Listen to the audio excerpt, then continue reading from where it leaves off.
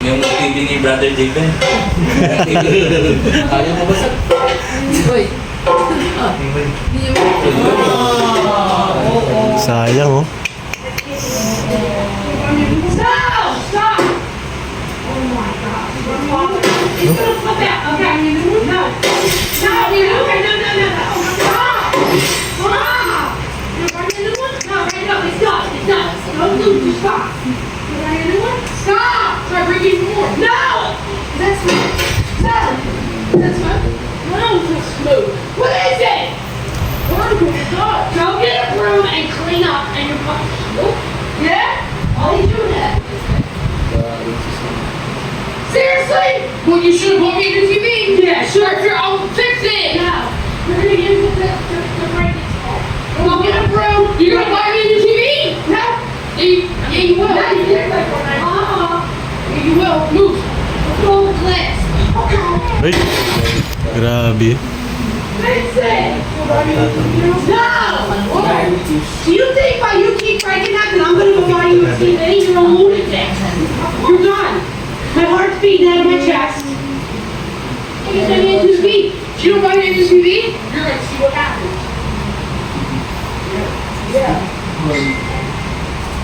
Okay. Yun.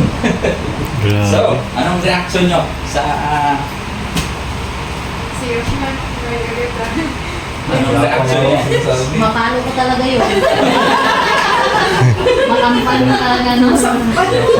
Anong palagay nyo ang problema sa pamilya niya?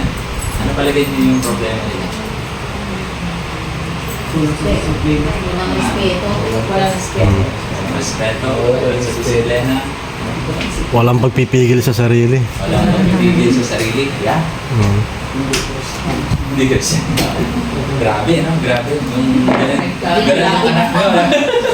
Sabi ba, sampal. Matampal ko. Okay. Actually, ayan ang ating pag-uusapan sa gabi ito, no? Hopefully, hindi umabot ng umaga. Ayan, respect. Importante, no? Yung pagkakaroon ng respect. Nakita natin yung lalaki ng batang na wala siyang respeto sa kanyang ina. Hindi rin natin masisi yung bata, no? May pagkukulang din ng ina. Tignan natin mamaya, no? Kung ano ba yung respect na sinasabi niya? For the feelings, wishes, rights, or traditions of others, no? Asal, aral. Tayo din ba mga bilang Kristiyanong pamilya, no? Ito ay isa sa mga misyon natin, no? Na ang ating mga anak ay mapalaki natin sila ayon sa disiplina at katuruan sa Panginoon. Ephesians chapter 6 verse 4, sabi niya, Fathers, do not provoke your children to anger, but bring them up in the discipline and instruction of the Lord. So, disiplina, nandyan yung training, nandyan yung correction, pag sila nagkakamali. Nandyan yung parusa, para alam nila na hindi na nila ulitin. At the same time, nandyan yung instruction, yung pagtuturo. Minsan, ang kulang sa atin, no?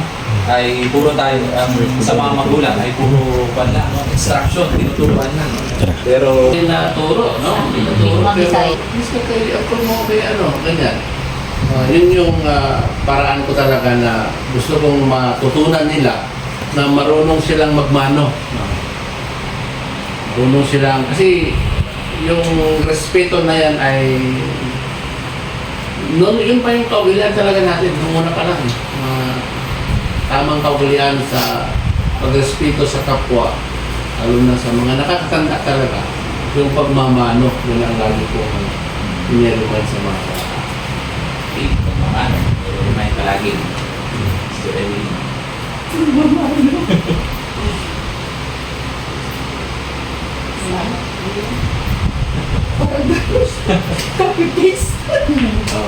May ibang paraan naman, di ba, ng pagrespeto sa kapwa.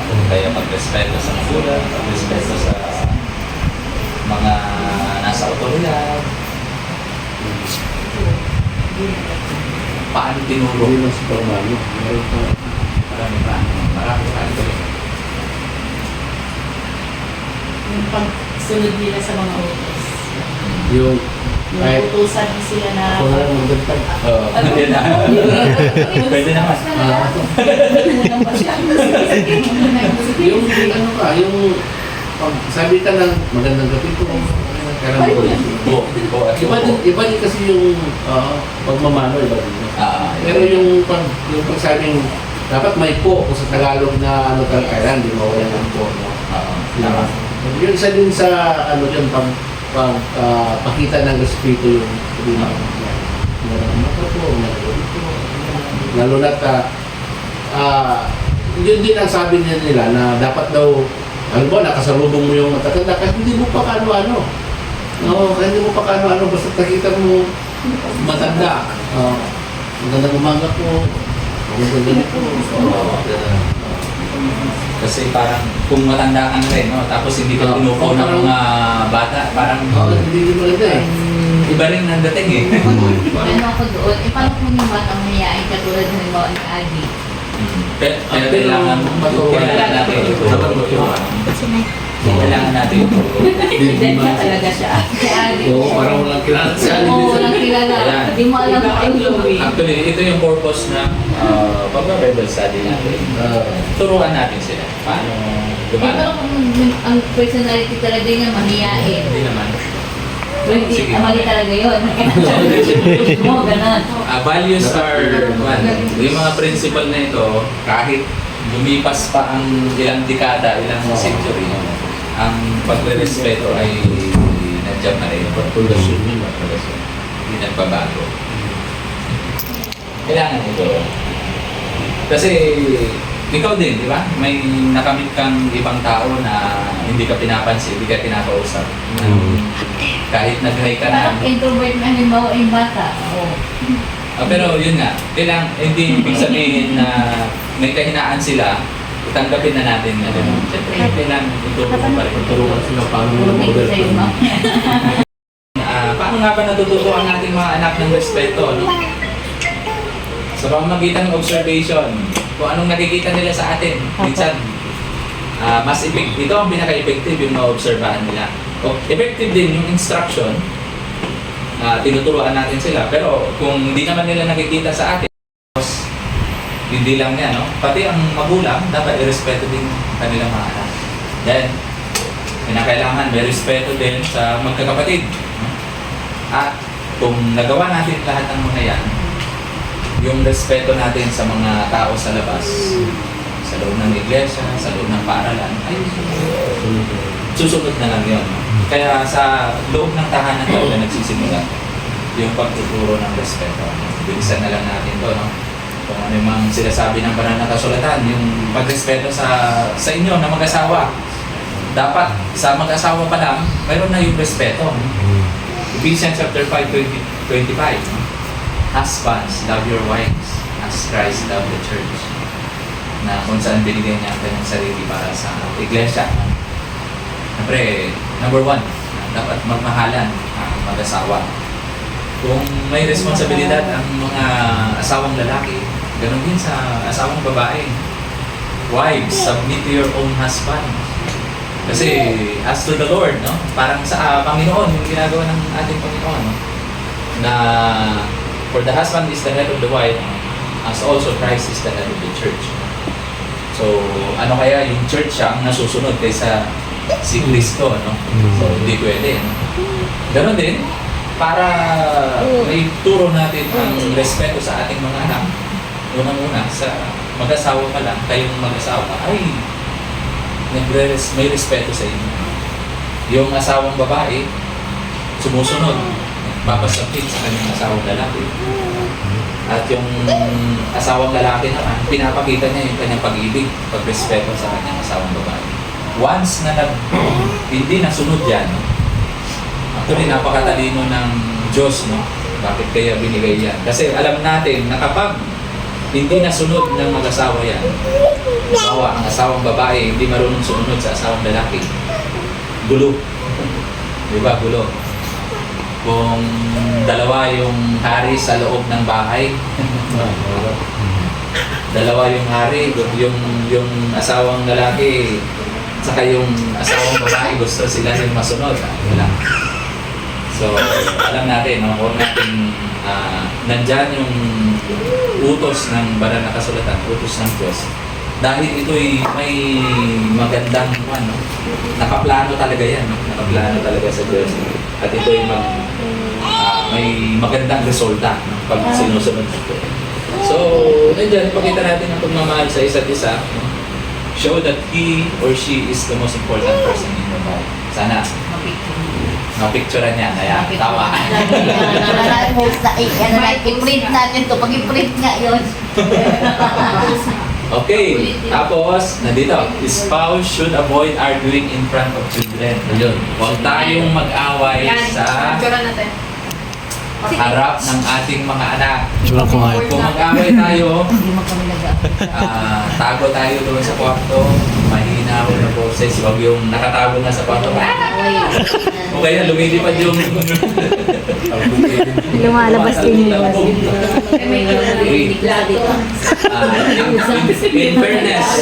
in fairness sa amin, si tatay at si nanay, never ko silang nakitang nagbagayan. Nagsabunutan, no? Naglakasan ng boses.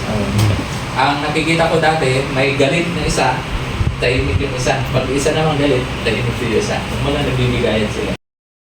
Yeah. Next, spouse should be very careful in the way they argue. Oh, hindi natin maiwasan, may pagtatalo tayo. Pero huwag tayong gumamit tawag nila mga salitang harsh words. At huwag tayong magtawag ng kung ano-anong pangalan. Ikaw! Ayan! Ano yung sinasabi niyo yung kwento niyo, Brad? Ano ba? Anak ka ng ganito. Anak ka ng tinapa. Hindi ka nakarampating. Mga ganyan, yung mga, o kaya minamaliit mo yung asawa mo, ganyan. Wala ka nang naisip na silbi. Wala ka nang silbi. Tapos, meron din dito, ito, i-picture frame natin. Avoid complaining about your spouse to others. Ayun. Yun. Huwag din natin, no? Huwag din natin ulitin na mag-complain tayo, pinocomplain natin ang asawa natin sa ibang tao. Nakakahiya. Kasi parang, kasi pamilya mo niya, asawa mo yan eh. Dapat pinoprotektahan mo rin. Kasi kasirahan niya, Kasirahan mo rin. Tapos, sinasabi din natin ng message na, ay, itong asawa ko, hindi ka respeto. Kaya, hindi rin siya respeto din ng iba. Okay. Then, demand your children to respect your spouse. Kung ikaw ay tatay, pagalitan mo yung anak mo pa, na ina, pagalitan mo yung anak mo kung binabastos ang kanilang ama. I-depend mo lagi yung asawa sa mga anak mo. Okay? So, yan, no? Respect between spouse. Siyempre, kinakailangan ito, respeto ng mga anak sa kanilang mga magulang. Sabi ng banal na kasulatan, no? Fifth commandment, pamanding, no? Pamo, sabi nila. Sa out of 10 commandments, talagang isa sa mga special mention yung pagrespeto ng mga anak sa kanilang mga magulang. Napaka-importante sa Panginoon. Dahil sa loob ng pamilya, kinakailangan may respeto dahil yan yung reflection din natin sa pagsasearch sa Panginoon eh. Kung sa loob ng pamilya hindi tayo marunong mag-respeto, paano pa kaya sa yung Diyos na hindi natin nakikita? Wala na. Kung hindi natin masunod yung mga magulang na nakikita natin, nagpapakalat sa atin, paano pa kaya ang Diyos? Yun, sana minsan mahirap para sa inyo. Pero, katulad niyan, yung sinasabi natin na dinajustify natin yung mga anak na introvert, sumunod pa rin kasi huwag nating hayaan na gano'n, no? Na tanggapin natin yung maling kaugalian na meron sila. Excuse me po, anak po. Sige, sige. No problem. It's a gesture. Magsasabi ako ganito pag...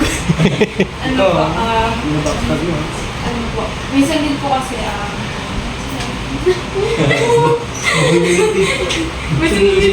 Minsan. may ano din